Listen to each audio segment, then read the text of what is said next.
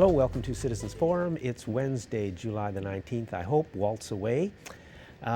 First guest is going to be Werner Simbeck, and we're going to be talking about, climate change. And we'll start with the forest fires that are now burning in BC. Well, Jack, and when we finished last time, you said brace for impact. That was the last. So here we are.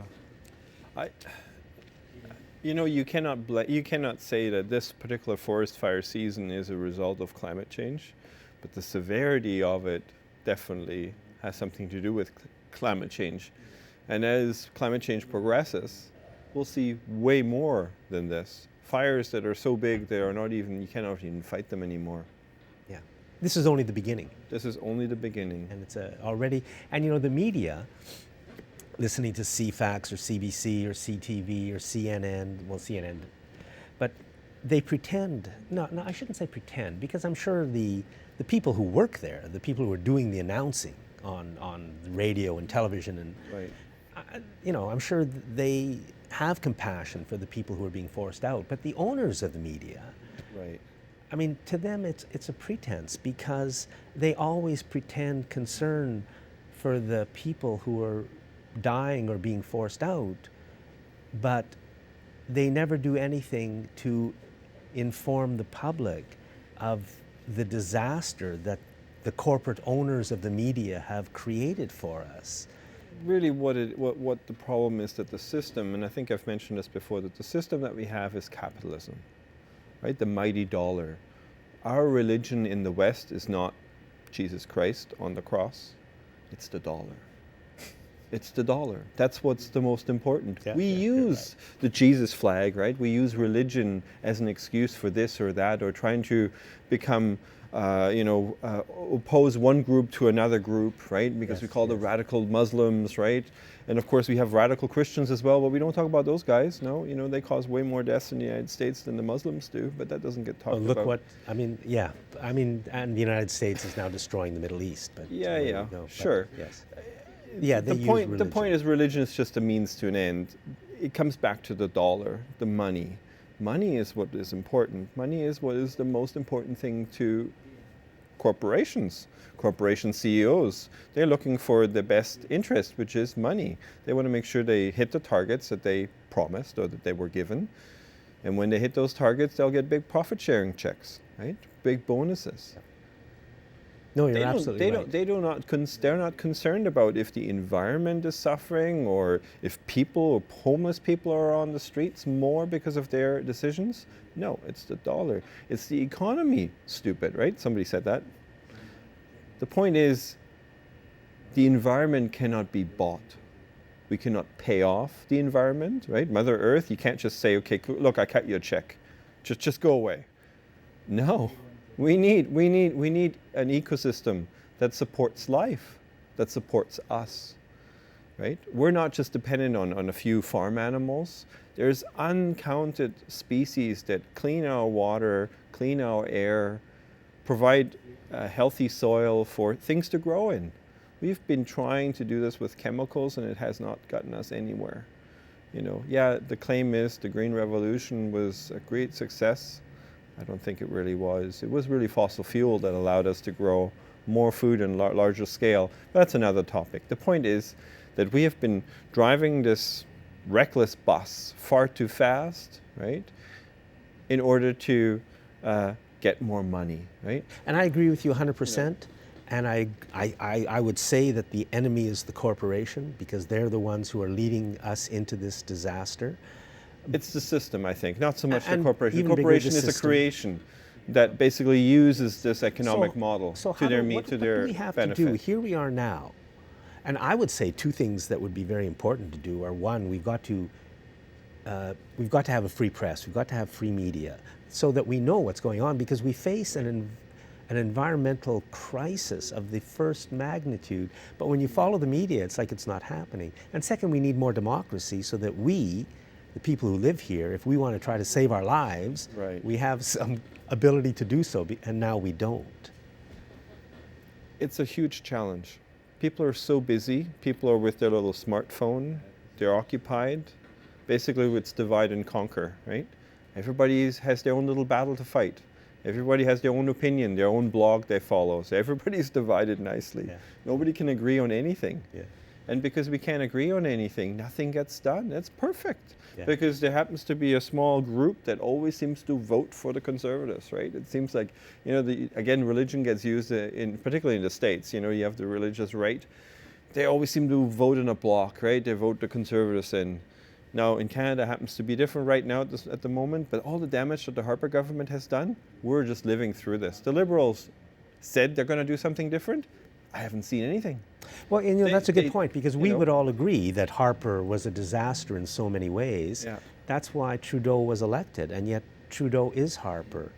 And I think he's following a lot of the same principles as the Conservatives are. Even though it appears to be different, it's really not.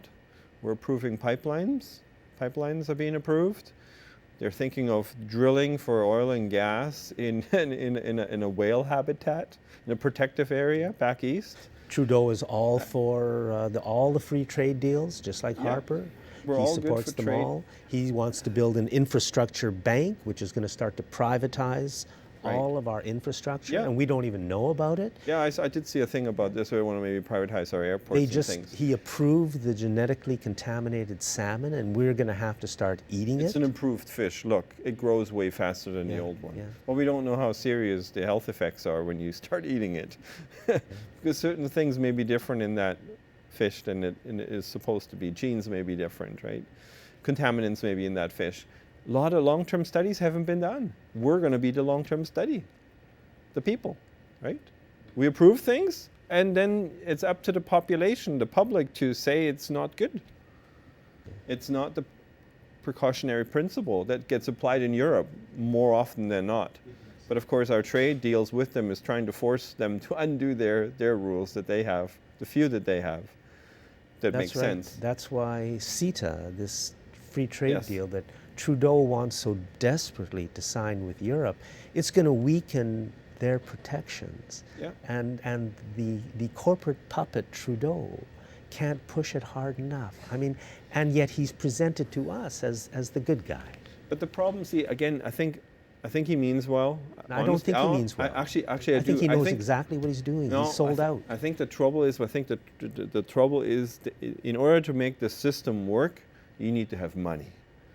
And basically the big boys say, look, you gotta invest, you gotta have trade deals, you gotta basically grow the economy. If you grow the economy, then you have money in your coffers, and then you can do wind and solar and geothermal, then you can invest in the green infrastructure. But you need to have money first. That's the argument. And you know what? If we had all the time in the world, I'm for that even. Sure, let's try that.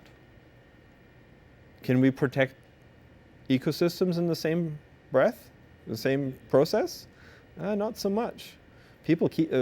Species are still going extinct at a rate of 200 a day, according to the UN. 200 species go extinct every day. On that list, our name will show up at some point if we don't change our ways. Okay? There's no way around that. We cannot continue as business as usual. We have to really change it. So we have a new government. Yes. What would you British recommend them to do? Well, there's so many things, but really what they should be doing, I mean, for starters, review the Site C, which is what they're doing. They're going to have a review of this project to see if it makes economic sense. Okay. What I've heard, it does not make economic sense. There was an interesting interview on CBC once in a while, on CBC radio, with an economist who looked at the numbers and just said it's not worth it. Even if you wait another year, it still wouldn't be worth it to turn this thing on. It's not a money maker, right? It's a money loser. Wind and solar is so cheap now, it's the way to go for the time being. And we should look into doing other things like geothermal. Right? Geothermal is definitely a really promising thing to look into. I'm not sure I agree with that, but a lot of to look do. into. I didn't say to go blindly forward. What we should also strongly review, not only do we want to review the dam project, the Site C, we want to look at fracking. Fracking in northern BC needs to be looked at very carefully, and we should pull the emergency brake if necessary. Yeah, I would say it should be stopped immediately and then looked at. Yeah, as soon as possible, put a halt on this. Definitely don't approve any new licenses for more drilling. We got to put a moratorium, in my opinion, on this. You need to look at the science. And the science clearly says, if you look in other places where they've looked at it, like they banned it in Germany, right? They banned it in France, I believe. Bless them. Because they look at the science and they go, look, if we contaminate our groundwater, Yes. well, it's impossible to clean that up. I know. Isn't it insane? Because there's not enough money in the world to fix that once you screwed it up. So Isn't it why would you even insane? Why? contaminate it? know. Even the chance of that. And in fact, we're mean, not even what- supposed to burn any fossil fuels to begin with. What criminality here in BC to allow that to go Oh, on? because the argument is it's so far up there. Oh, it's safe. This is what the government is being told. Oh, we know what we're doing. There's no contamination. Oh, and those few farmers who do get contaminated wells, we'll just pay them a compensation. It'll be just fine. But really, what they're not got to thinking, stop. is, though, in moving forward, clean water will become the oil of the past, if you want to call it that. It'll become the most valuable commodity there is. And you know what? The corporation knows that. And they want to poison the supply so there's less of it, so they can maybe. own it and charge more. It may That's- not be done on purpose, but I'm sure that will be taken advantage of because our system works, unfortunately, that way. Because it's not They are so meant, sick. It's not meant to benefit the large quantities of people that we have. It's meant to benefit the few. Fewer and fewer people have more and more wealth. That's Yes. how the system works, Yes. right? And if there are too many people, what they do, they start a war. Great. Yes. And again, benefit the few rich people. Look, the problems that we have are huge, right? They're huge. They're unbelievably huge. And most people are not aware of what's coming down the pipe. And it's depressing. Look, I wished I wouldn't have to talk about this. But we're going to see a refugee crisis that we have never seen before. They're talking about, what was the numbers? Something like 500 million Africans, North Africans, will want to move to Europe Because, because of climate change. so it's just going to get too hot. It's already getting too hot for them to grow crops successfully. They're having large families still, or they still have a lot of large populations that have no future with the way things are. And of course, then the Western world mingles in Africa, as trying to extract resources for very cheap, in the process of polluting their environment, destroying any sort of progress they've made politically. For example, Libya had built a pipe to bring water. I mean, environmentally, I don't know if that's good or bad, and the Americans blew it up. Well, it was NATO. NATO. The Allies, they destroyed a country that was, one of the wealthiest North African countries there was. Look, again, that's the sort of regime change with bombs that we have participated in blindly, which is just not how you do things. I'm sorry, right? That's just. Well, we, the public, you have cannot bomb participated people into blindly. submission Yeah. because what you're going to create more trouble. Yeah. Right? Less stability. Maybe that's the goal, though. Maybe it is. The less stable it is, the better it is. Okay, Werner, we're finished. This segment is over, but the next segment, we're going to start right off where this finishes. Okay, thanks very much for watching this segment of Citizens Forum. Welcome to segment 2 of Citizen Forum. I have Jack Atkins with me here, and I'm going to be the host at this moment, and I'd like to ask you some questions, Jack. Okay, thanks. I'd like to talk to you about housing. Okay, so I've made this list. yeah, you made the list, but I'd like to, We're going to go through a few things. Housing. Can I find my notes? Housing. Okay. And I'm just going to say what I think is happening. I don't know if I'm right or wrong, but so here's how things are working in Victoria as I see them. First of all, the whole housing crisis has been manufactured. At the very top, the banks, the big developers, the land holding companies, what they wanted to do is they wanted to create a bubble in order to make a fortune, because they're building all the housing, and the houses that they used to build and sell for $100,000 are now selling for $300,000 or $400,000. How great is that? And I think in order to do that, what they did was they created a shortage of housing in Canada, in most of our major cities and even towns. So here in Victoria, for $1 billion, we could have built over the past few years 6,000 units, I would say, of good housing. And I don't mean social housing or low cost housing, just good family housing in nice communities. And I think there is space between downtown Victoria and Uptown Mall, just along there.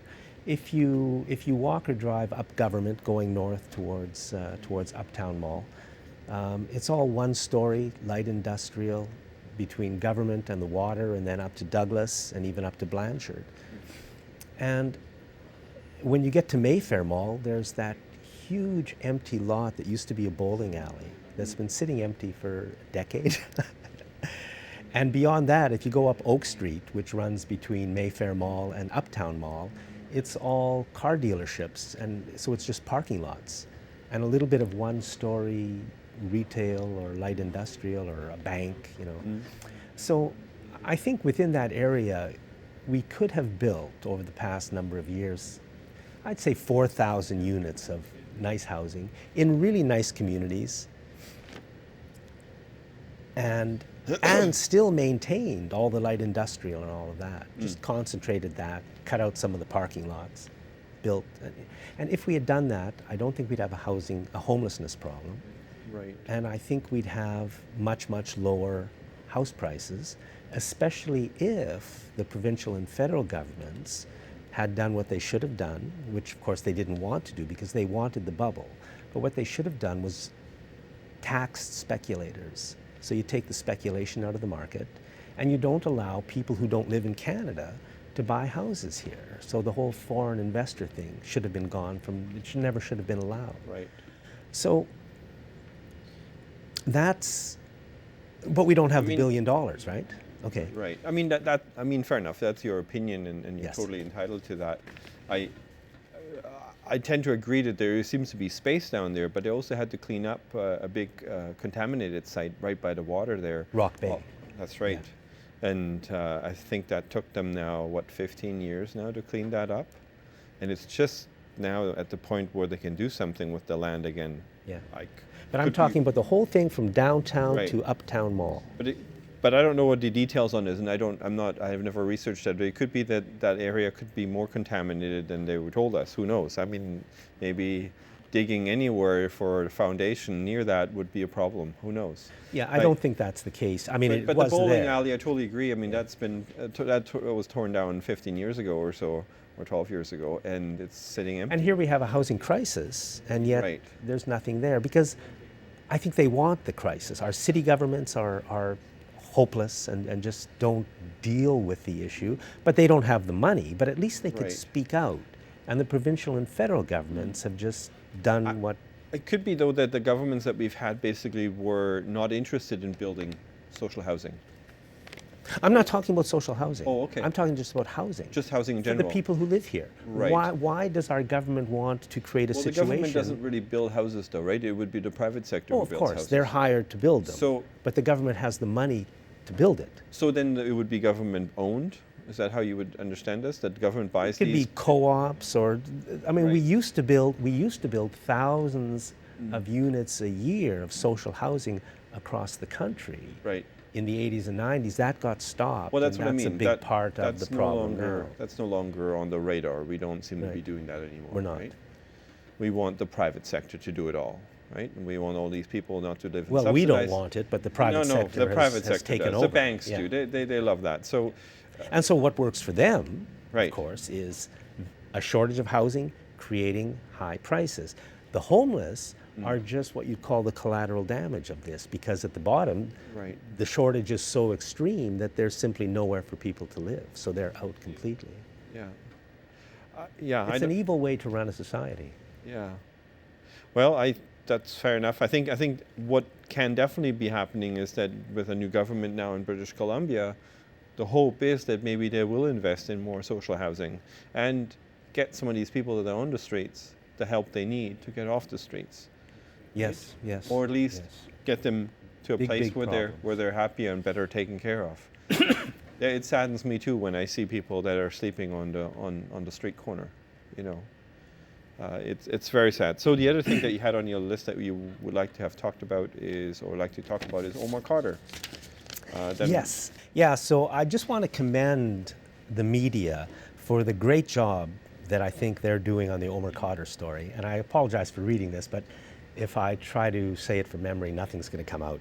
So everybody should remember that one of the media's jobs is to maintain corporate power and corporate profit in Canada. That's basically their main job. And one way the media does this is to keep the rest of us arguing and divided about anything. They don't really care what, as long as we're not talking about corporate profit and corporate power. So the Omar Khadr story for them has been great.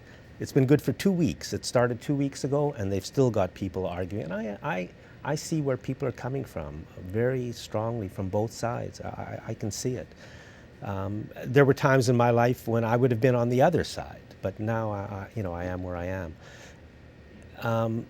So we've had 2 weeks of real strong anger and division in Canada over this issue. And the media loves to focus anger at Muslim people, so Omar Khadr is doubly good for them. And meanwhile, the same media that focuses so much on Omar Khadr tells us almost nothing about other important corporate issues that we should be looking at. For example, the infrastructure bank. Do we know anything about the infrastructure bank? The free trade deals. What do we know about NAFTA? That it's being negotiated. Justin Trudeau is the one who is negotiating on behalf of Canada, but Justin Trudeau is a corporate puppet. He doesn't represent the people of Canada, I don't think. And we're not getting the information we need, the hard facts and figures and numbers, to be able to decide if NAFTA is in any way good for us. For example, we used to have something called the Auto Pact. And under the Auto Pact, every car sold in Canada, one car had to be built in Canada. So we had an auto industry. But now, because of free trade deals, that's gone. So now those jobs, many of them have left, and we have to, as governments, our governments now have to bribe the car companies to stay in Canada. Wonderful for the car companies, but a disaster for us. So we as a nation should be discussing NAFTA, but we're not. The parliamentary vote on May 17th not to label genetically contaminated foods, GMOs, that betrayal by our parliament got almost zero coverage in the media, while so much blame is heaped upon Omar Khadr or whoever the next person is. Yeah. So that is the problem. And that's what we have to somehow deal with, which is that we don't have a free press. We have a corporate propaganda machine, which is very effective in creating the division that you mentioned earlier. Yeah, it is unfortunate. I mean, there are things that are much more important that we should be focusing on. Omar Khadr is a scapegoat at this level, really. Right? Yes. We're using him as media fodder, if you want to call it that. Right? It's something that we can chew through a gazillion times and divide us. Yes. And blame, of course, again, the Muslim community wherever we can, it seems, right? To keep a thumb on them. Yeah, it's a twisted way that our leaders are, what they're doing to us is But awful. the real details of what happened to Omar Khadr doesn't really get explained well enough at all. That he was a child soldier, that he was 15 years old. And there's that no proof that he did what they say he did. Well, yeah. That too, but who cares? Right? Yeah, and I guess what strikes me as interesting is that the Americans declared war on Afghanistan, claiming they had something to do with 9/11, but there has never been proper proof of that. It's just that's what they had said. And then at some point they found a video showing Osama bin Laden in Afghanistan taking responsibility for 9/11, when it seems like it was a very doctored video, or it wasn't even Osama bin Laden to begin with. However you want to look at this, we've never given the proper facts on a lot of issues, and we're almost running out of time here now. So how are we going to solve this? Jack, how are we going to solve this vacuum of truth that we're living in? Well, I think we have to. I mean, I used to believe it all. You know, I mean, I grew up believing the whole official story.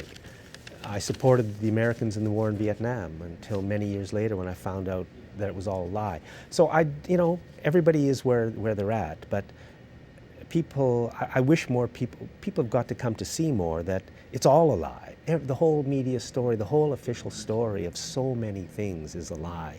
The story of 9/11 is a lie. So we need a free press that's big enough to put a different story out there, and we desperately need more democracy so that what we want actually counts for something. Fortunately, we're out of time now for this segment. Thank you very much, Jack. Welcome back. It's Wednesday, July 19th, Waltz Away this week, and I just want to thank our volunteer crew and the Shaw staff that makes this program happen every 2 weeks. Our guest in this segment is Will Smith. And Will, take it away. Okay, thanks, Jack. First of all, I want to read this little email that we got about one of the past shows about cannabis. I think prohibition is two-part, one aimed at consumption and the other aimed at preventing cultivation of hemp. Are you aware of the egregious limitations on hemp, which are based on the illegality of THC? Farmers can only use certified seed, expensive seed that's tested in case it has any THC above the minuscule allowed amount. Farmers have to plant more than 10 acres. Farmers need a criminal background check. These policies effectively keep hemp seeds and fiber largely off the market. Hemp is high protein, all the amino acids, best ratio of omega-3 to 6, vegan, non-animal, good for cardiac. In Latvia, where I come from, people have for centuries relied on hemp seed butter the way Americans rely on peanut butter. Peanuts don't grow in the north, but hemp doesn't require pesticides. So it seems to me that people are catching on about hemp, that it's not just about kids smoking doobies on the playground. So I'm really glad that we got that feedback, and I appreciate it when people do give us feedback on what we're talking about. I think the loss of hemp was a big, big hit to the people of the world, but also North America especially, because it was such a big and important crop for such a long time, and it has so many uses, and it's much less toxic and wasteful than the other things that are used to do what hemp could do better. So it was a big loss. Yeah, I think that this brings up another thing that I really want to keep our eyes on, and that is disruptive technology. And so, to me, we're on the tail end, the fade to black of the petroleum era. I mean, if you look at all the things that have happened, the Industrial Revolution and all these things due to coal and oil and this energy source, but that's coming to a close.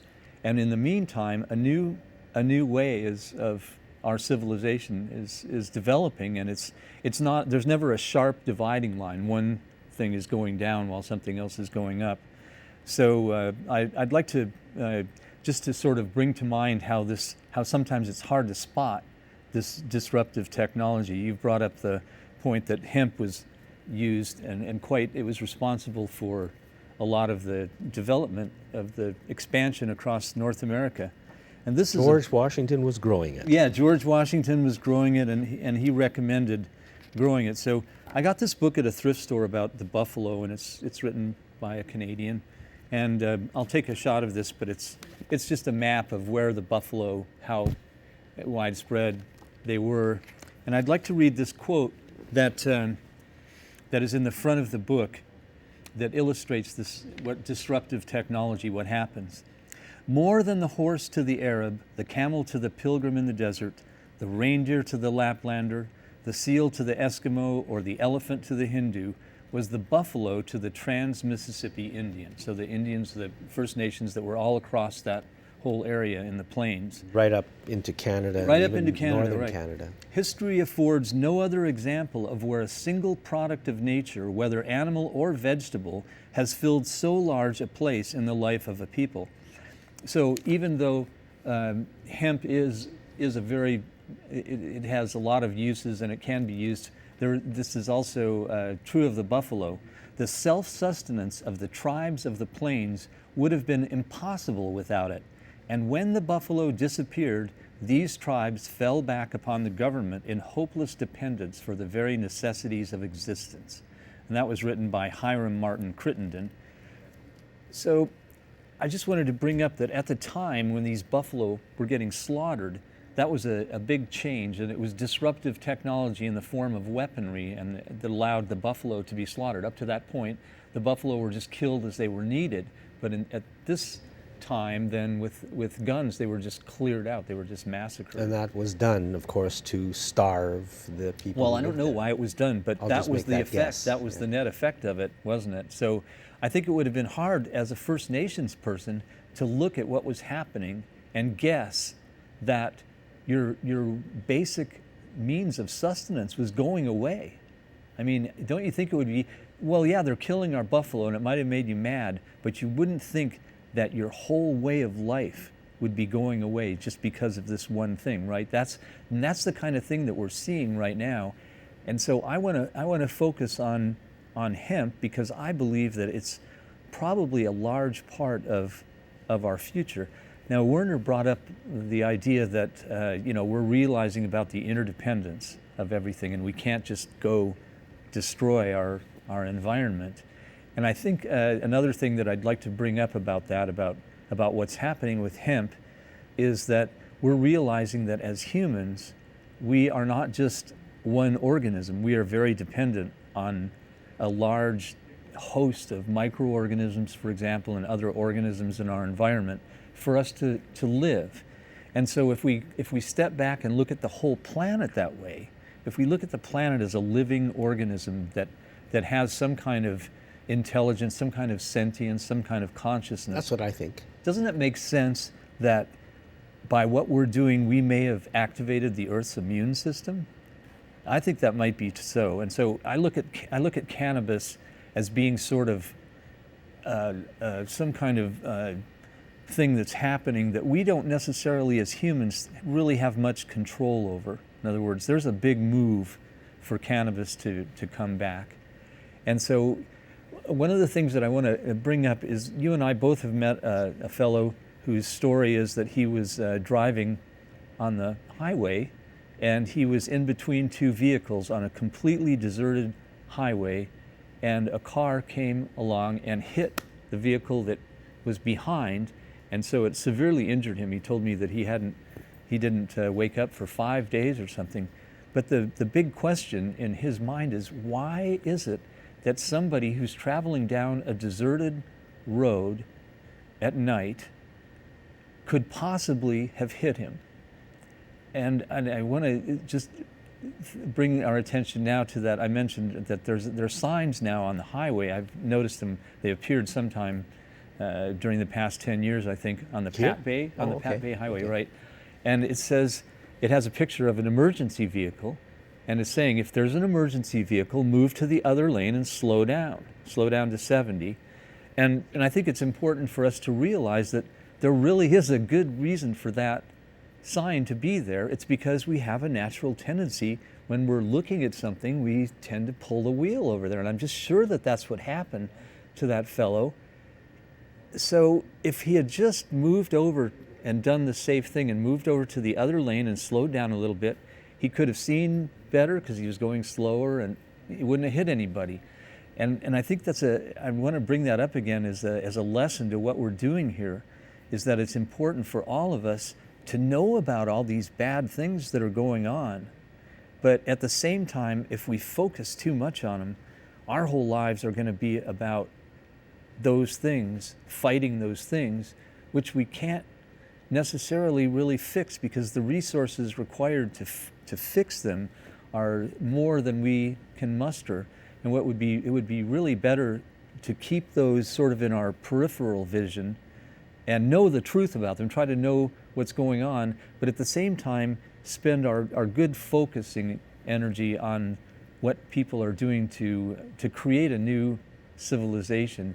And another comment we got, somebody quoted Buckminster Fuller, You never change things by fighting the existing reality. To change something, build a new model that makes the existing model obsolete. So I Now, just, when you read that to me earlier, I said I'm not sure I necessarily agree with the first half where it says don't fight, but I do agree with the second half, Yeah. which is build a better reality. well, I'm trying to just say that if we emphasize too much the fight, we're going to miss the.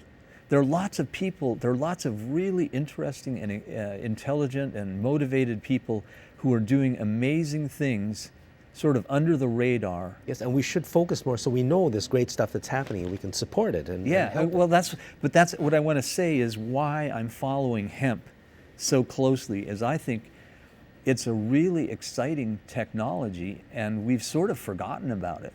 I mean, the debate that I've heard is rather limited. It's not. It's focusing on just on things that are typically used to scare people, like how many children are going to be smoking cannabis, and it's all sorts of things. Which, at this point, it's kind of I have a hard time trusting even some of the scientific data because it's been illegal to do any research for so long. So Yeah. So, what can hemp do for us? well, as this fellow pointed out, this person pointed out, it can feed us, and we don't hear people talking about that. Really, we don't hear people talking about how easy it's going to be to grow. Yes. Canada's already a big hemp producer, but if the restrictions are taken off so that smaller farmers can grow hemp, I think that'll be a good thing that we'll see a lot of progress on. And also in the plastics, in the arena of plastics and fuel, other petroleum replacements. Because right now it's really difficult to grow hemp. It's expensive because of the interdiction. It's just, So you mentioned plastics. So let's take something that's made out of plastic. Can it, which is oil-based and poisonous in many, many ways, if we use hemp, will it be cleaner, safer, and less environmentally bad to make something plastic out of? I don't know. I mean, I'm not a chemist, and I'm not following. I'm following this whole. I'm trying to follow the whole scene on the planet from a very high view, so I can just see the whole everything going on. But my news alert hasn't brought in a lot of things on plastics. I do It's know. not even legal. Yeah, I do know that some of the high-end German cars, the interior plastics are made out of hemp. Okay, I hadn't even heard that. Uruguay. Today's the first day that hemp is that cannabis is legal in their pharmacies. So In Uruguay. in Uruguay, yeah, they are able to buy 5-gram sealed packets for $6.50. So In a drugstore. in a drugstore, yeah, That's great. So any citizen over the age of 18 can register to buy cannabis, and using fingerprint recognition, they can buy up to 40 grams monthly for their personal use. Right now they have 2 brands to choose from, Alpha 1 and Beta 1, and from what I've read, they're not very Right. good, but at least this is the first country. Yeah. So we'll see what happens. Wow. And that's the thing, is that Wow, that's huge. it's huge, and Canada's supposedly going to be the second country. Wow, that's also huge. It is, yeah. That all of this is really interesting, and I think that we can expect to see, just from hearing the murmurings going on in Mexico. Mexico wants to be a legitimate grower of cannabis, in hemp and medicinal cannabis. So, Right, it's a great medicine. yeah. This shirt is shirt's made out of hemp. hemp. It's a great cloth. It makes an excellent paper, and many other uses. So, Well, anyway, sitting above the planet and looking down, and you hear the politicians in Ontario, and they're positively frightened of the future. Will, thank you very much. Thank you, Jack. And, It's always a pleasure. and a very interesting subject. Thanks for watching this segment of Citizens Forum. Welcome back. Our guest in this segment is Michael Eckford. Michael. Hi, Jack. Thanks for having me. I think just off the top, people need to know I'm a classically trained singer. It's the first for me being on TV in a while, and I'm much more comfortable singing than talking. I tend to make a blathering idiot of myself when I talk, but anyway, I'll start from my comfort zone and do a a tune. I want to do something funky, but I'm told there are copyright problems with that, so I won't. So I call myself an introvert with an occasionally loud voice and a black funkster trapped in a white opera singer's body, but I can't get funky here. Anyway. Guarda il mare come bello, spiritato sedimento, come il tuo s'avvicendo, che me desto fa sognar. Senti come lieve sale dai giardini odoranti, un profumo non va uguale. Per chi palpita d'amor ed inizio parto Dio dai lontani dal mio cuore questa terra dell'amore hai la forza di lasciar ma non mi fuggir non darmi più tormento, torna a Sorrento, non farmi morir.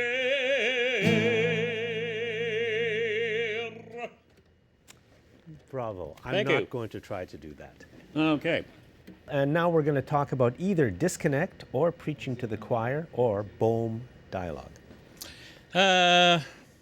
Maybe all of the above simultaneously, whatever. Okay. I'm a sort of stream of consciousness kind of dude. So maybe a bit of preaching to the choir. I've watched this show for a long time, and I kind of laugh at it sometimes because it reminds me sort of an extension of social media, specifically Facebook, or what I like to call Crackbook, or I have a ruder name for it, which I probably can't say on the air.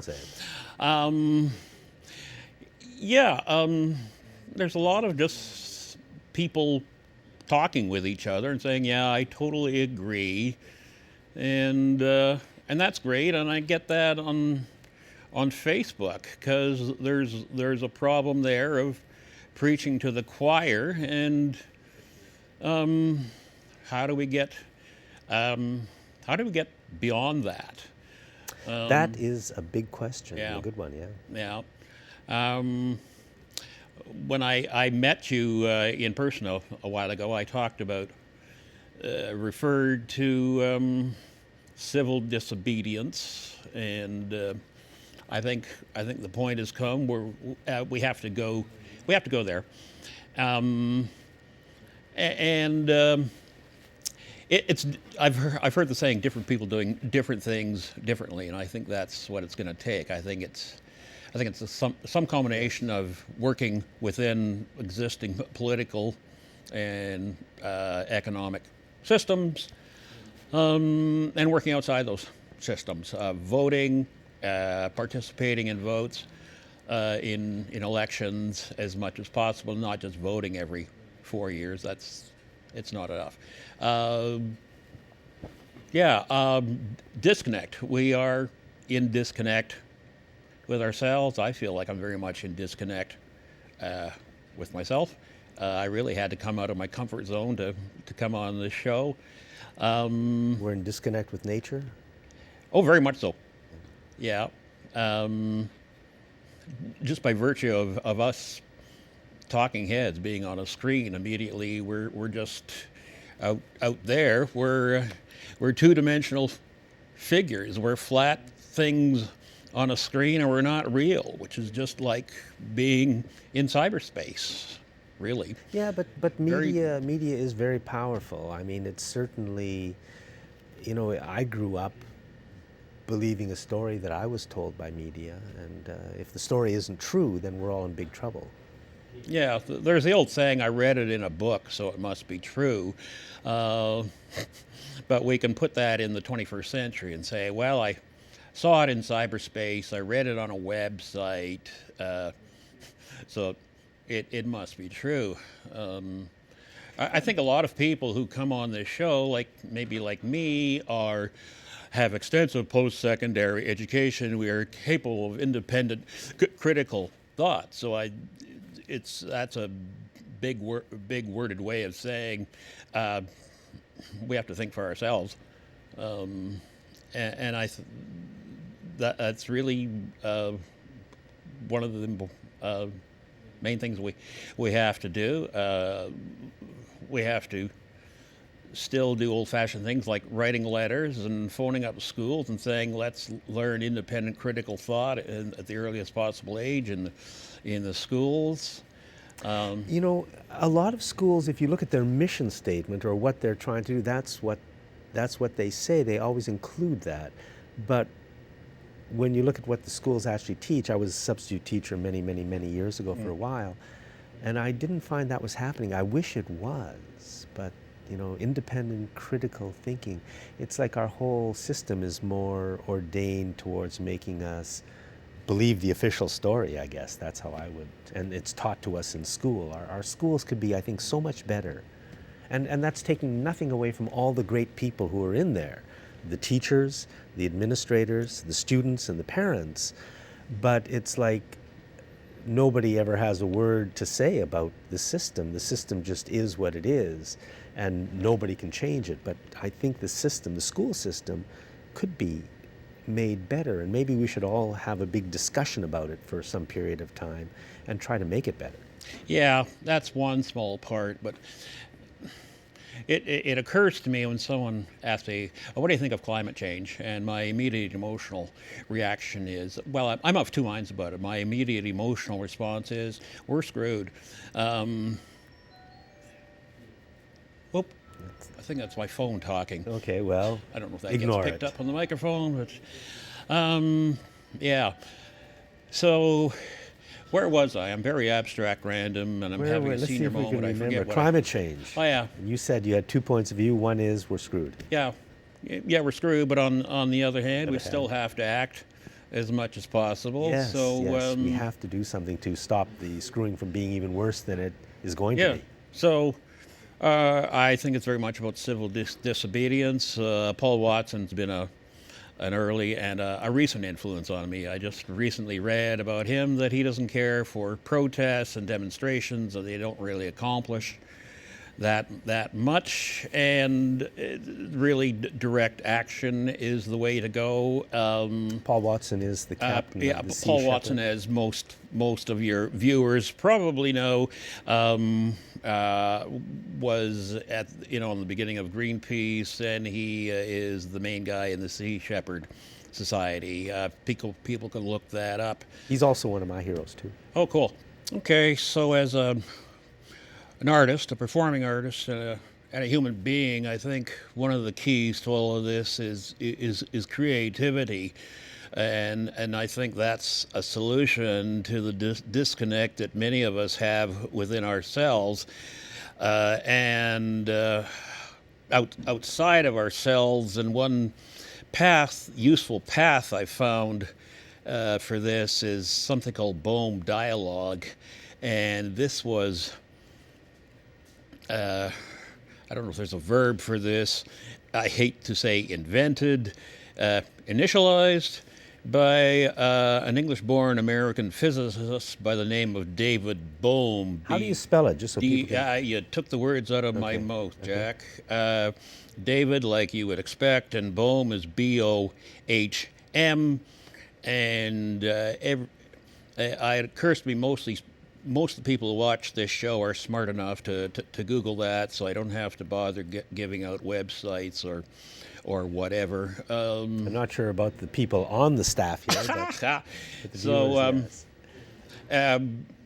a lot of things, the way I process, I find easier to do than to talk about. But in a nutshell, Bohm dialogue is people sitting around in a circle in a kind of meditative fashion. I've done this for a number of years, and usually the way it starts out is there's just silence, and that can be as short or as long as it takes. People usually set aside, schedule a couple hours. Someone decides to break the silence, and it's just kind of a free-flowing conversation from there. There's a technique we use called proprioception, which is about suspension, where one holds a thought.